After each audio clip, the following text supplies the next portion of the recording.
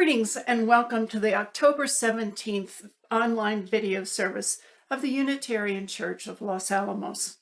We are a community of folks who celebrate each person's search for their own personal truth, as well as affirming the interconnectedness of all life.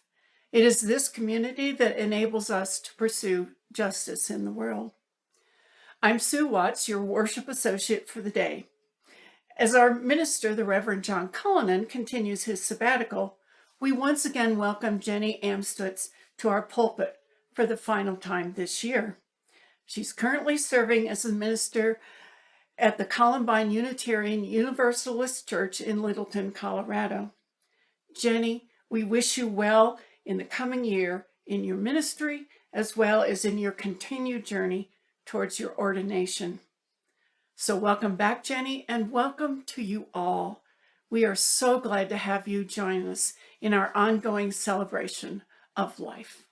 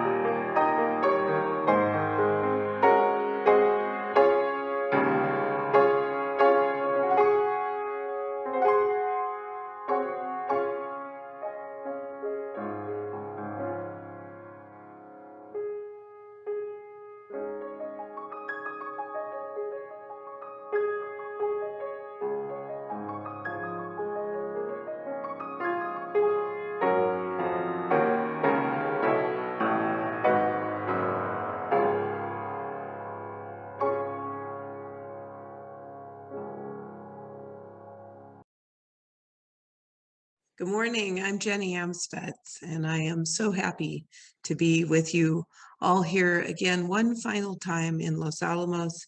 Today I am recording worship in my home church sanctuary, Columbine Unitarian Universalist Church in Littleton, Colorado.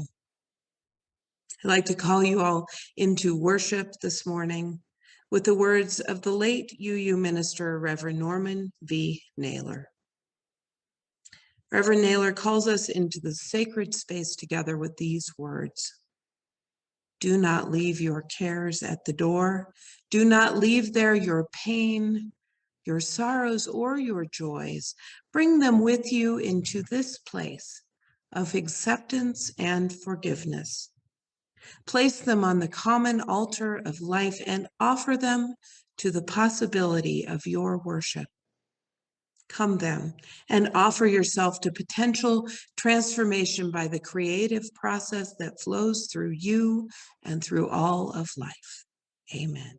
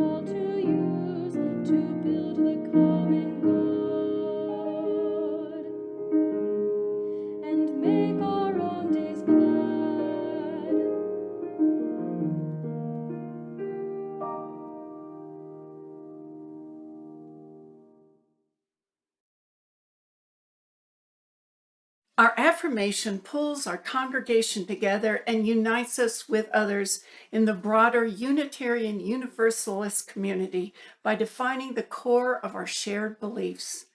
I invite you to join us in speaking these words of belief. Love is the doctrine of this church, the quest for truth is its sacrament, and service is its prayer. To dwell together in peace, to seek knowledge in freedom, to serve life in fellowship, to the end that all souls shall grow in harmony. Thus do we covenant with each and with all.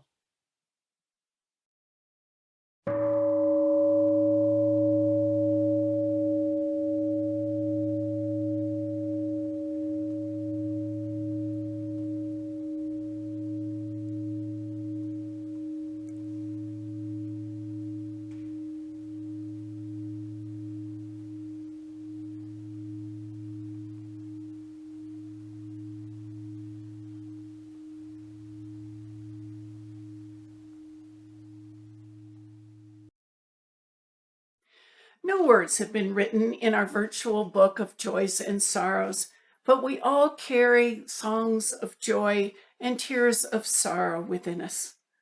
Let us take a moment now, as the candles burn in our sanctuary, to bring to our minds and our hearts whatever we are feeling today. In this time of shared silence, we lift up the flow of life with its brokenness and its wholeness, its endings and its beginnings, the beauty and the struggle of our lives, knowing that together we can be instruments of peace and hope and love.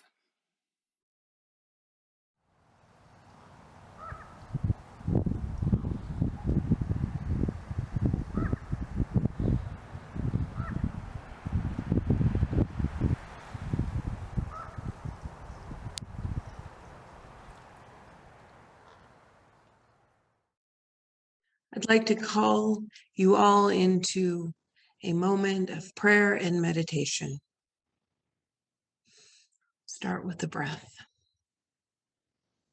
Blessed Spirit, we are grateful for the moments when the river of life carries us peacefully and safely along. But we know that it won't always be like that. We know that there will be times of turbulence, of fear, and of loss. There will be times when the pain of being alive and loving and loss will threaten to drown us. Holy Oneness, Spirit of life and love, help us to remember to have faith, to be fearless, to name and accept the losses we suffer so that we may cherish our moments of peace and joy. May our joy continually be renewed and give us the strength to carry us through when the river gets rough. Blessed be, and may it be so.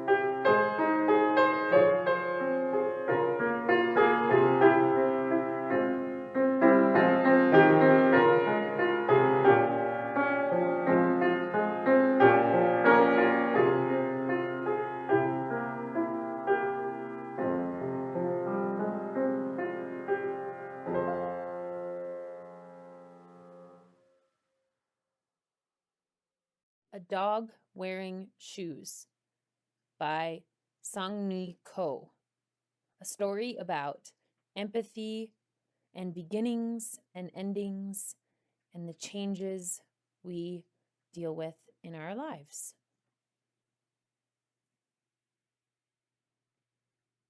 One day, Minnie was on her way home from Grandma and Grandpa's when suddenly, screech! Minnie, look, it's a dog, her mom said, and it's wearing shoes. Doggy? Cried Minnie. Here, puppy, Minnie's mom called, and the dog pranced right over.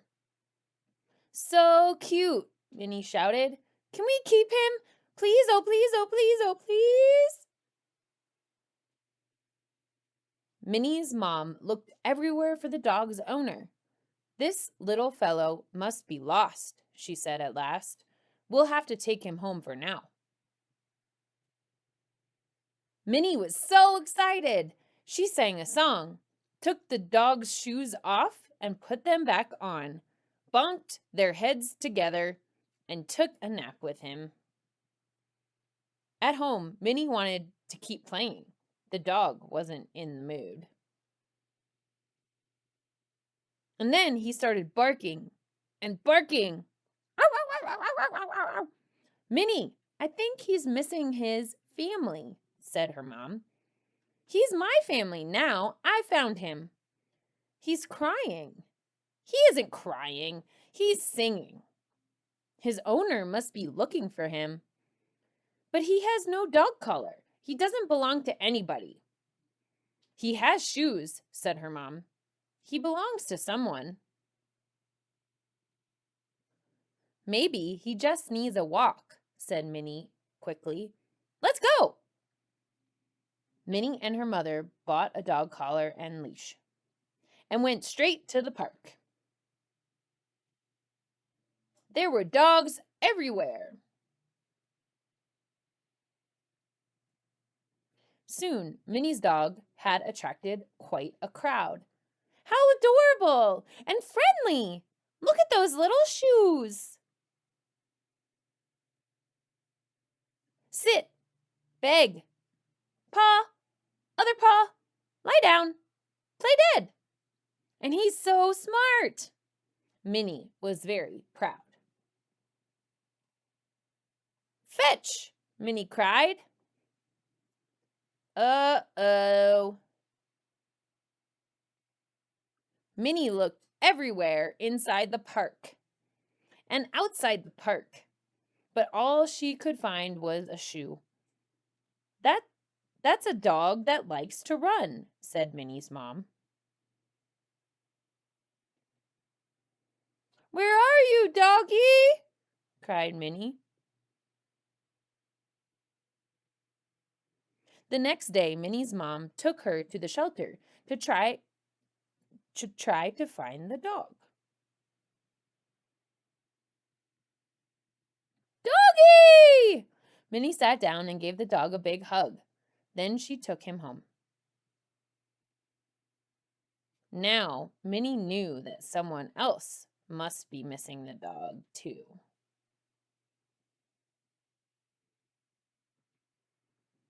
It didn't take long for his owner to show up.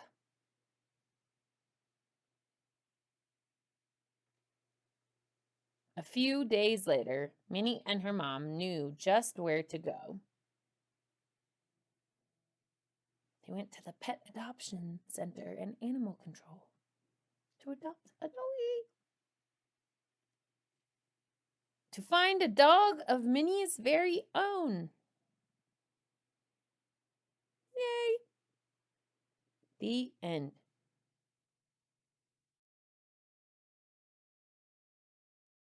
Open the window, children. Open the window now. Open the window, children. Open the window, let the dove fly in. Open the window, let the dove fly in. Mama and Papa are fighting like snakes. Open the window, let the dove fly in. Baby is crying like her heart will break. Open the window, let the dove fly in. Open the window, children. Open the window now. Open the window, children. Open the window, let the dove fly in. Open the window, let the dove fly in. Neighbors lock the doors, build fences so high. Open the window, let the dove fly in. Don't see what's to discover on the other side. Open the window, let the dove fly in. Borders round countries, borders round the sky. Open the window, let the dove fly in. The only border close you in is the border around your mind. Open the window, let the dove fly in. Open the window, children. Open the window now. Open the window, children. Open the window, let the dove fly in.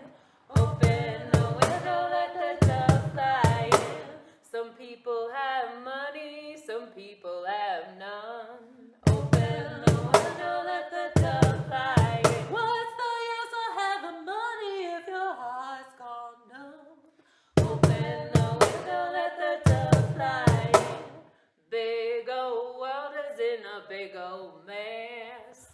Open the window, let the dove fly in. Let's open the window, find peace and rest. Open the window, let the dove fly in.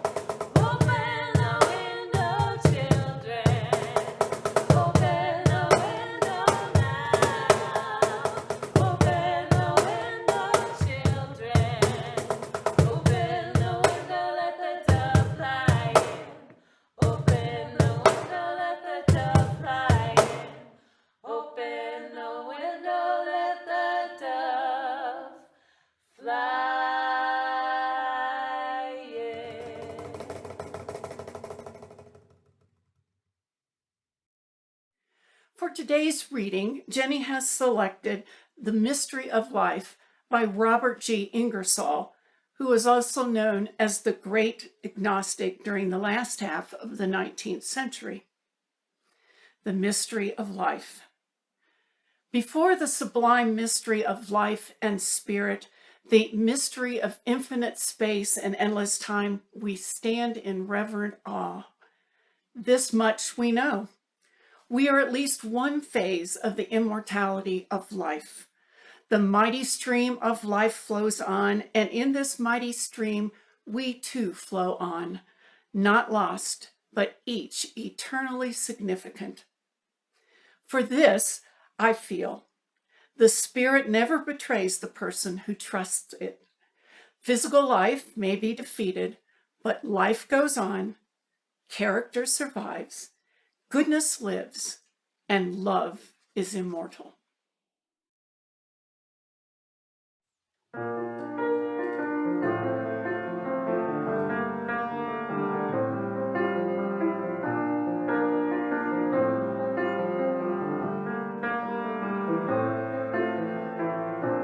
Took my love and I took it down.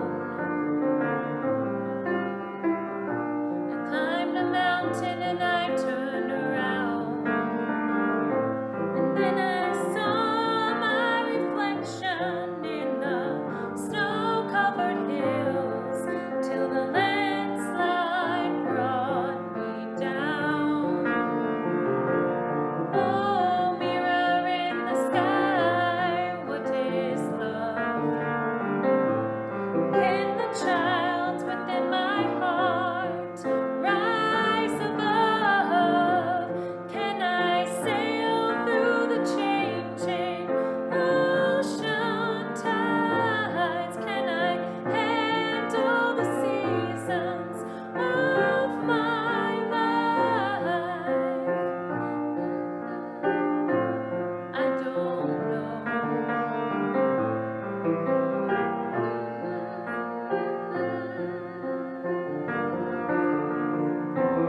Well, I've been afraid of changing, 'cause I've built my life around you. But time makes you bolder, children get older, and I'm getting older too.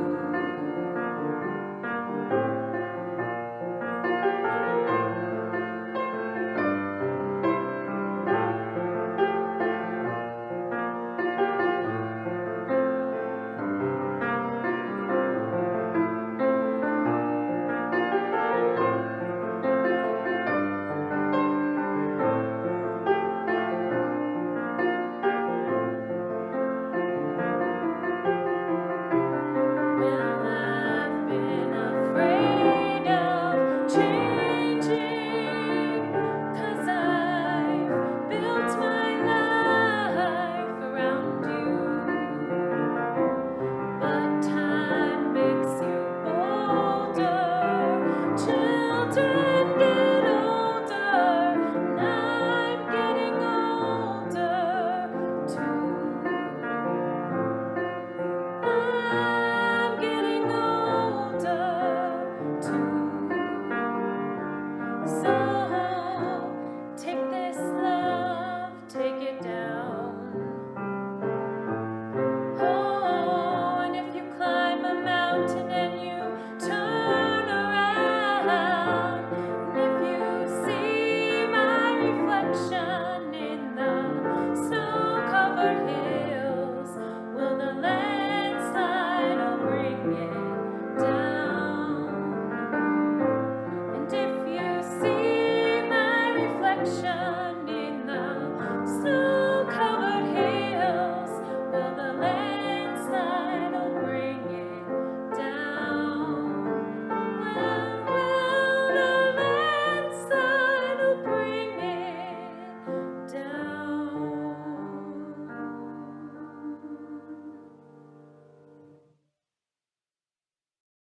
This morning, I'd like to share with you a special piece of music that has inspired me and inspired what I'm going to speak to you about today.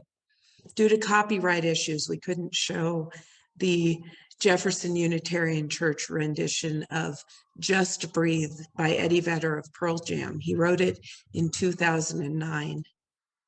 But I can encourage you to go onto YouTube and look for Willie Nelson and his son Lucas singing this song, Just Breathe.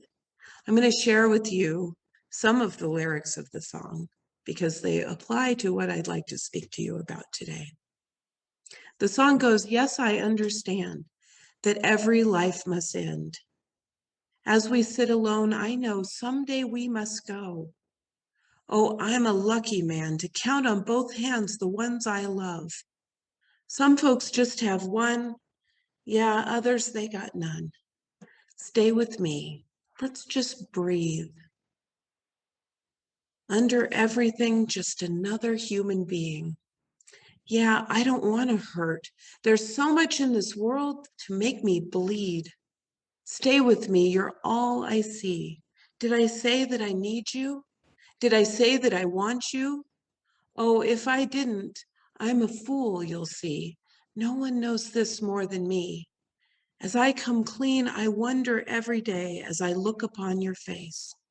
Everything you gave and nothing you would take. Did I say that I need you? Did I say that I want you? If I didn't, I'm a fool, you'll see. No one knows this more than me. And the song ends with, hold me till I die, meet you on the other side. Eddie Vedder, when speaking about that song, said that it was the closest thing he had ever written to a love song. Just Breathe is about accepting loss and change. And Eddie Vedder is quoted as saying, that song is a reminder to just stop and be together. Don't talk now, just breathe and feel each other's presence. He reminds us to slow down a bit, to remember what our priorities are. It's a song that mourns and celebrates the transience of life, the preciousness of being loved and loving other people, and the gift of our breath. It reminds us how important it is just to stop and be together. Just to be still and to breathe is so profound and so important. This is one of our tools that we can cultivate for building our resilience, especially in times like these. And it is a tool that's within each of our reach. But it does take some practice, especially when things are hard. Our culture trains us that we should be avoiding painful or difficult feelings. Our culture trains us to take a pill at the first sign of a headache, to answer the question, hey, how you doing? With great. But we don't always feel great. And if we aren't mindful, we'll spend our lives ducking and denying our pain. That doesn't build strength and it doesn't build resilience. Being with our breath, being present to the moment, that is where we find our true strength. And as that song reminds us, our time on earth is short. Our time to be with the people we love in this life is finite. All of us, each of us, are going to suffer losses. And they're not always death. Sometimes they're divorce, the breakup of friendships, the pain of separation from people we love, sometimes due to addictions or dementia. It is a risk we take when we love others. And it's also why we're here. By the time we get to be adults, most of us are aware that change and loss are not usually too far off in the horizon. We know that life is going to keep bringing us challenges, and we know that it's going to hurt sometimes. We don't have a choice about that. But we do have agency when it comes to our response to those losses. Life has been extra challenging the last year and a half. We are all feeling the loss brought on by this horrific virus. We've been muddling through a period in history that surprised us, and it has required us to be resilient and resourceful. This pandemic has required that we navigate uncertainty, confusion, disappointment, and grief. We are learning to build our dream of beloved community. And one tool that we can nurture in ourselves is our ability to name and accept our discomfort. These are essential skills for being human, and they're essential skills for building beloved community. Because most of us, not just ministers, will have losses in our lives that break our hearts. A couple summers ago, I worked as an intern chaplain at a hospice, and I had a patient who was nearly 100 years old. She had lost her husband 75 years prior in a work accident. When her husband's family was driving up from another state to attend his funeral, they got in a terrible car crash, and 5 of them did not survive. 2 of them were children. This woman that I ministered to in hospice was left with 2 little children, and she was devastated. She went on to remarry, and she had another child with her second husband, and he passed away in old age. But 75 years after the multiple traumas she'd suffered, losing her first husband and his family, she still needed to tell that story. She talked about it nearly every visit I had with her. That tragedy had shaped her life, and it had become part of her identity. I asked the supervising chaplain, my supervisor who knew her well, about how this story that happened 75 years ago could still be so much at the forefront of her mind. Now, my supervisor was a wise and compassionate old chaplain, and he reminded me that people will process their grief at their own pace. He reminded me that most of us will never have an experience like hers, and that my job was to meet her where she was at without judgment. He also pointed out that she'd volunteered for a local youth organization for 50 years, and that in all ways she had led a full and rich life. But she still needed to tell her story. She was still processing the shock and loss that she had endured, and her heart 75 years later was still broken. And yet her life had not been without joy. There can be life after trauma and loss, and there can be joy. We are challenged to acceptance, to being conscious of the stories that we tell about our losses. I heard a theology professor from Yale, a Black man named Willie Jennings, speak about joy, and I started thinking about how can joy coexist with grief and loss.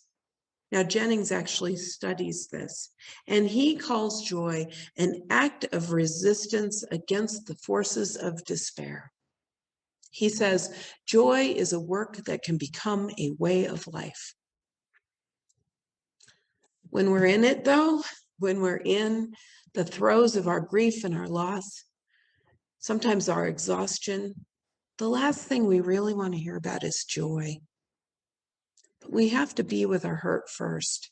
We can't skip to the fun parts. We have to be with it before we're ready to move forward. I remember in 2017, I had lost, in a short period of time, 3 people that I was close to. I was in a moment of despair, and I started to wonder, what was the point in loving people when life is so short and we're so vulnerable? When we know that there's a good chance that we are going to get our hearts broken. I was angry, and I didn't have any answers.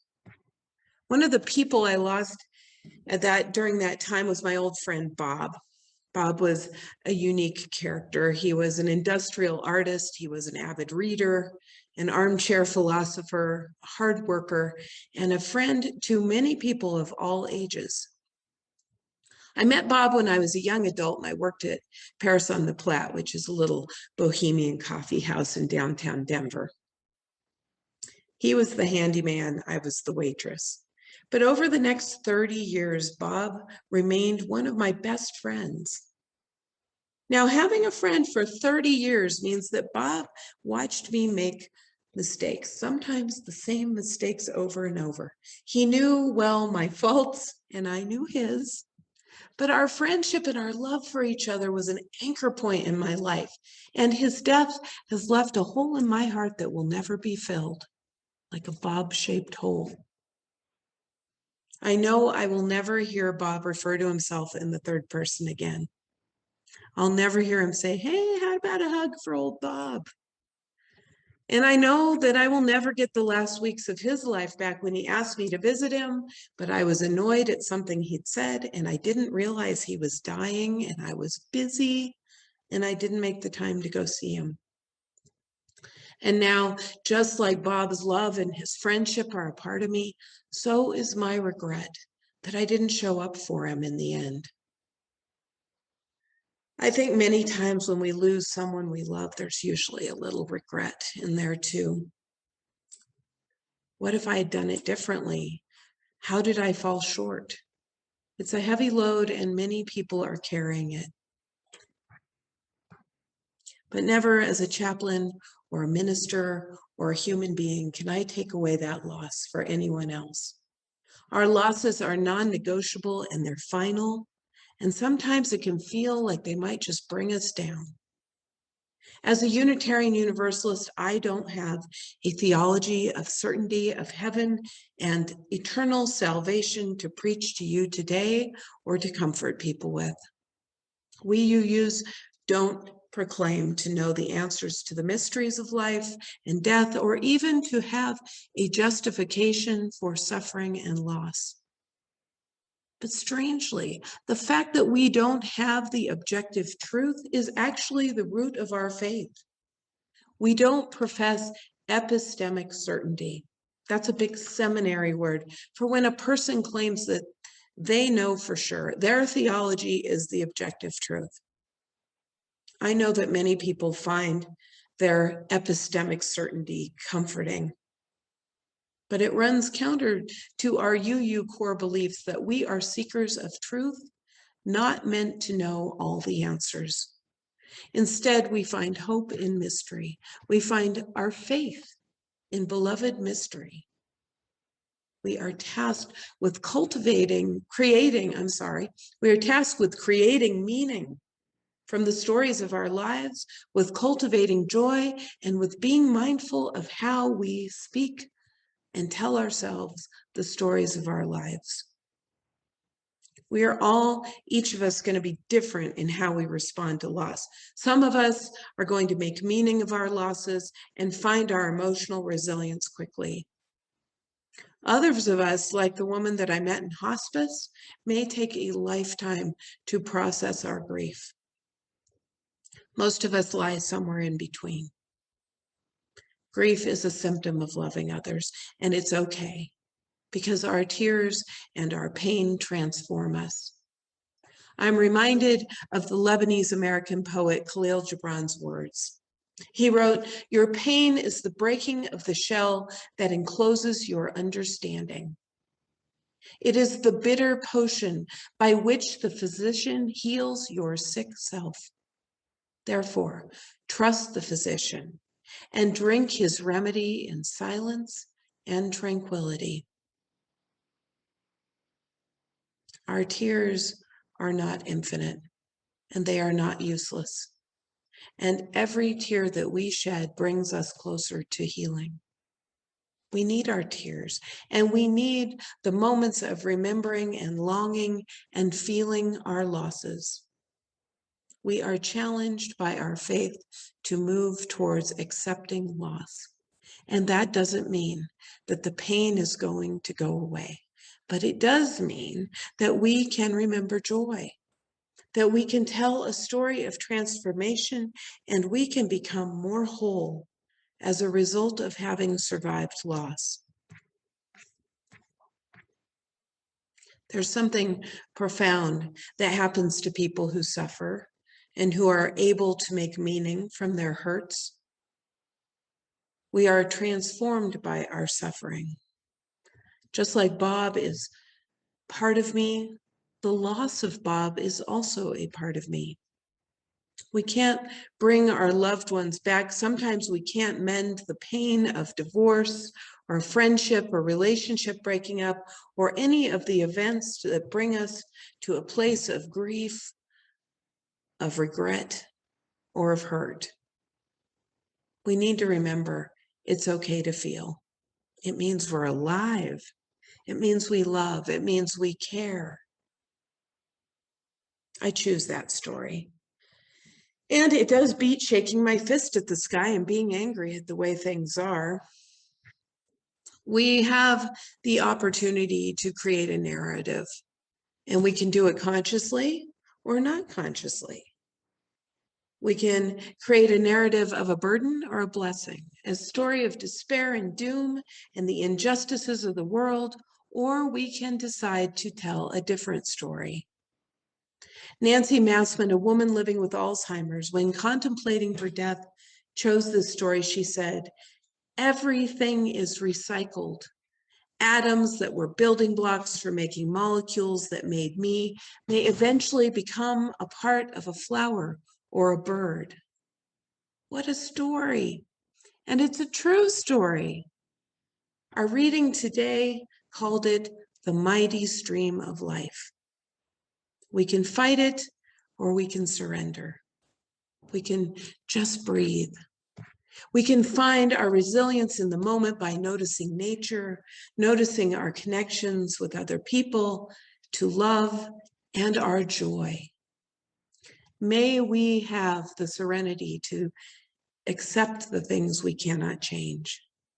May we learn to accept our losses into our very beings and let them transform us into something new, something wiser, someone wiser and stronger than we were before. May we remember to just breathe, to be grateful, to make joy a way of life. I'd like to leave you today with the wise words and directive of the theologian Reinhold Niebuhr. He recommends, quote, living one day at a time, enjoying one moment at a time, accepting hardship as a pathway to peace. Blessed be, and may it be so.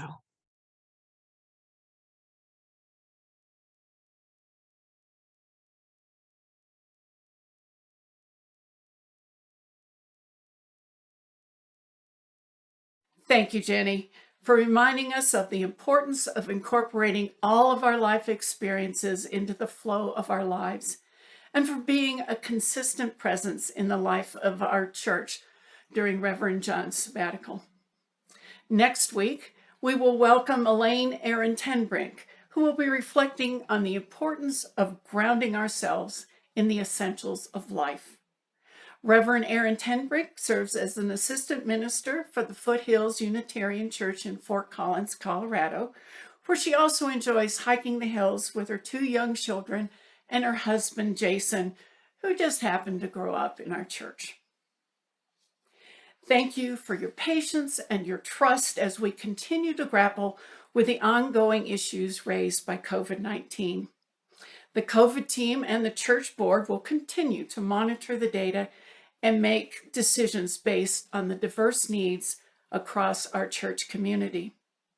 We will continue to gather for our online services on our website at 10:30 each Sunday, followed by a Zoom coffee hour, with thanks to the skillful magic of our AV technicians.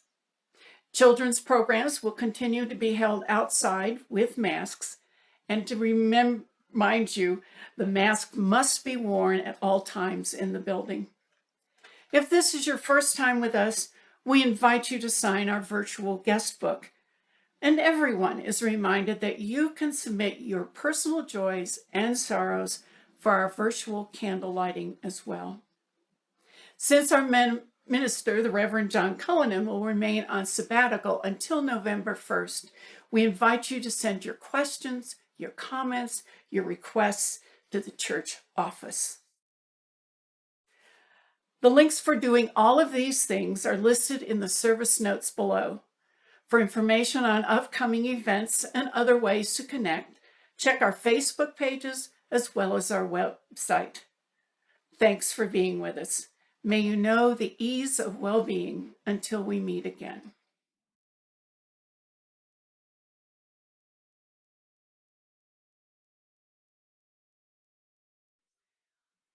Our offering gives us a chance to share some of the gifts we have received with the wider world.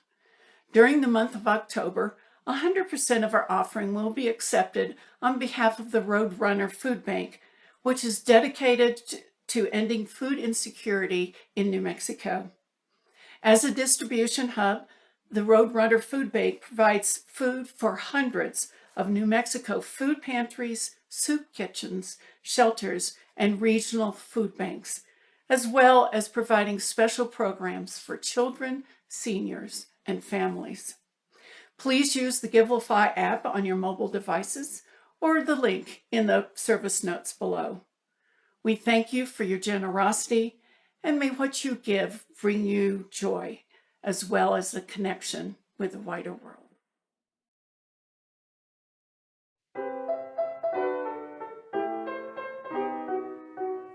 Raindrops on roses and whiskers on kittens, warm copper kettles and warm woolen mittens, brown paper packages tied up with strings. These are a few of my favorite things. Cream-colored ponies and crisp apple strudels, doorbells and sleigh bells and schnitzel with noodles, wild geese that fly with the moon on their wings. These are a few of my favorite things. Girls in white dresses with blue satin sashes, snowflakes that stay on my nose and eyelashes, silver white winters that melt into springs. These are a few of my favorite things. When the dog bites, when the bee stings, when I'm feeling sad, I simply remember my favorite things, and then I don't feel so bad. When the dog bites, when the bee stings, when I'm feeling sad, I simply remember my favorite things, and then I don't feel so bad.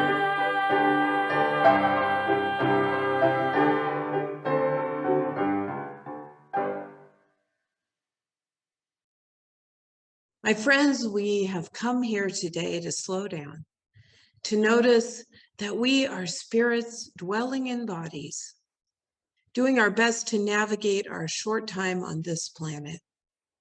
Our lives are not always easy and smooth, but may we have the courage to sit with our pain.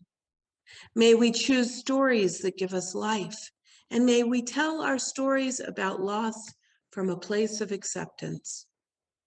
May we grow around the tombstones like a tree, allowing the stories of people we love to become a part of us. As we go into this next week, may each of us continue to cultivate our resilience and our joy. Let us gather up all the love that keeps us strong and hold it close just for a minute. Let that love heal us and then send it out into our hurting world. Blessed be and may it be so.